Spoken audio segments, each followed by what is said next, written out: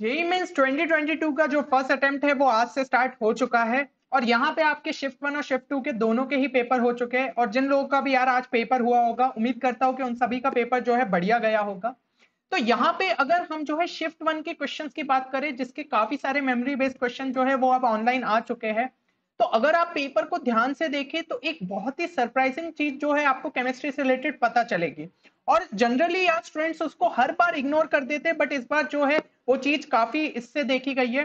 तो यहाँ पे आपको 16 नंबर जो है उसी के बेसिस पे मिल सकते थे। तो वो क्या चीज थी? वो थी आपकी स्ट्रक्चर बेस्ड क्वेश्चन।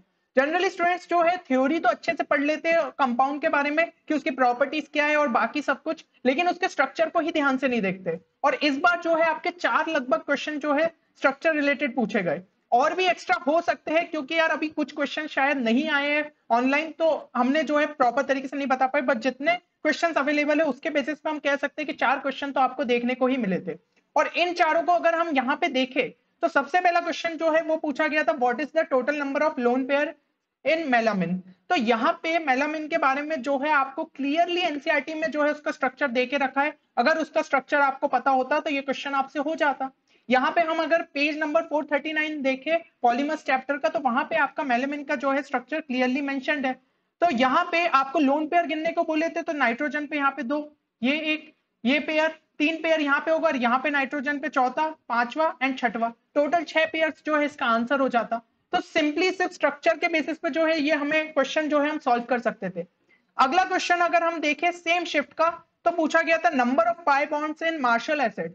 अब यहाँ पे मार्शल एसिड का अगर जिनको भी स्टूडेंट्स को जो है स्ट्रक्चर पता होता वो ये क्वेश्चन को इजीली सॉल्व कर लेते। तो यहाँ पे जो है मार्शल एसिड का जो है ये स्ट्रक्चर होता है, जो कि आपके एनसीईआरटी चैप्टर पी ब्लॉक, जो कि आपका ग्रुप 15 से लेकर 18 दिया है ना, यानी कि एक तरीके से पार्ट 2 हो गया, उसके पेज 194 में अगर हम देखें तो वहां पे आपको दिया है मार्शल एसिड का जो है स्ट्रक्चर। तो यहाँ पे पूछा था नंबर ऑफ पाई बॉन्ड्स, तो ये कितना हो जाएगा, एक पाई बॉन्ड यहाँ पे है, एक पाई बॉन्ड यहाँ पे, एक पाई बॉन्ड यहाँ पे, एक पाई बॉन्ड यहाँ पे, टोटल आपके 4 बॉन्ड्स हो जाएंगे।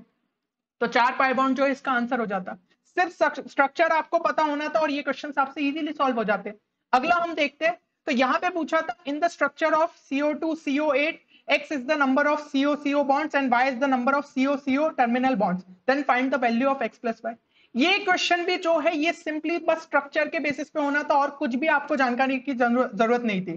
तो यहाँ पे अगर हम एनसीईआरटी बुक में जो है देखें तो कोऑर्डिनेशन कंपाउंड्स चैप्टर में आपको ये स्ट्रक्चर्स दे के रखे, ठीक है, कार्बोनिल वाला जो आपका सेक्शन है। तो वहां पे अगर हम CO2 CO8 का जो है ये वाला स्ट्रक्चर देखें तो इसमें CO के बीच में कितने बॉन्ड है, एक बॉन्ड है, यानी एक्स की वैल्यू कितनी हो गई 1। और y is the number of CO terminal bonds, यहाँ पे बात कर दी है टर्मिनल की, लेकिन अगर आपको स्ट्रक्चर अच्छे से पता होगा तो टर्मिनल कितने हो जाएंगे, ये आपका एक हो गया बॉन्ड, ये हो गया 2, ये हो गया 3, ये हो गया 4, ये हो गया 5, ये हो गया 6, ये सब टर्मिनल पे, ये वाले जो है टर्मिनल में काउंट नहीं होंगे। तो टोटल हमारे y कितने हो जाएंगे, इक्वल टू 6। तो 1 + 6 कितना आ गया, 7। बस स्ट्रक्चर के बेसिस पे जो है क्वेश्चन सॉल्व करना था। एंड अगर आप जो है पिछले साल के जेई मेंस के पेपर उठा के देखेंगे तो इससे रिलेटेड पिछली बार जो है क्वेश्चन पूछा गया था Mn2CO10 में, बस यहाँ पे जो है नाम चेंज कर दिया था और यही चीज पूछी गई थी, x is the number of MnMn bonds and y is the number of MnCO bonds, और x + y की वैल्यू पूछी थी। तो सेम का सेम क्वेश्चन उठा के दे दिया। अब हो सकता है अगली शिफ्ट में जो है इनसे रिलेटेड क्वेश्चन पूछ लिया जाए। तो जितने भी एनसीईआरटी बुक में आपके जो स्ट्रक्चर्स दिए वो आपको अच्छे से पता होने चाहिए, इन स्ट्रक्चर्स को गलती से भी इग्नोर मत करिए। अगला क्वेश्चन अगर हम देखें तो ये जो है लास्ट क्वेश्चन था कि which of the following is correct statement, और ये आपका जो है B2H6 के स्ट्रक्चर से रिलेटेड था। तो अगर B2H6 का स्ट्रक्चर जो कि स्टूडेंट्स को जनरली पता होता है, जिसके अंदर आपका बनाना बॉन्ड आता है, तो अगर स्ट्रक्चर क्लियर था तो सारी चीजें जो है आपको आ जाती। Maximum number of hydrogen in one plane is 6, पर यहाँ पे आप देखेंगे एक प्लेन में तो सिर्फ 4 हाइड्रोजन हो सकते हैं, बाकी वो 2 तो क्लाउडेड होते हैं ना, तो ये वाला जो है गलत हो जाएगा। B2H6 हैज प्लेनर स्ट्रक्चर, बिल्कुल नहीं होगा, अभी मैंने कहा एक प्लेन में नहीं रहेंगे, तो ये जो है ये भी cancel. All the BH bonds are equal, ये भी नहीं होगा, हमें पता है ये दोनों जो है आपके 3 सेंटर 2 इलेक्ट्रॉन वाले बॉन्ड होते हैं, तो ये जो है नहीं होगा, तो ये भी आपका कैंसिल। और B2H6 इज ल्यूइस एसिड, तो यही बचा, तो यही डेफिनेटली जो है सही होगा क्योंकि इसके अंदर जो है इलेक्ट्रॉन की डेफिशिएंसी होती है, तो ये ल्यूइस एसिड जैसा एक्ट कर सकता है। तो बस स्ट्रक्चर के बेसिस पे जो है हम सिंपली आंसर दे सकते थे। तो जितने भी एनसीईआरटी बुक में आपके इनऑर्गेनिक सेक्शन में जो है स्ट्रक्चर्स दिए हैं उनको एक बार अच्छे से और देख लीजिए, जिनका भी कल पेपर है, अगला पेपर जब भी आ रहा है आपका, उसे जो है ध्यान से देख के जाइए, क्योंकि अगर इसमें जो है स्ट्रक्चर रिलेटेड क्वेश्चन पूछ सकते, हो सकता है आपको इतने ज्यादा क्वेश्चन ना पूछे जाए क्योंकि एक हाथ शिफ्ट में डाल दिए, पर अगर 2-3 भी पूछे जा रहे हैं तो यार क्यों रिस्क लेना। ठीक है, तो सारे स्ट्रक्चर्स पे एक बार अच्छे तरीके से नजर डाल लीजिए। बाकी इसी तरीके के यार शिफ्ट के बेसिस पे जो है इंपॉर्टेंट वीडियोस आपके लिए लगातार चैनल पे आते रहेंगे, तो चैनल को सब्सक्राइब करना ना भूलें। साथ ही साथ हमारी जो मोस्ट रिपीटेड कॉन्सेप्ट की सीरीज है उसको भी पूरी तरीके से आप निपटा लीजिए, क्योंकि उनसे भी जो है आपको काफी सारे क्वेश्चंस देखने को मिल सकते हैं।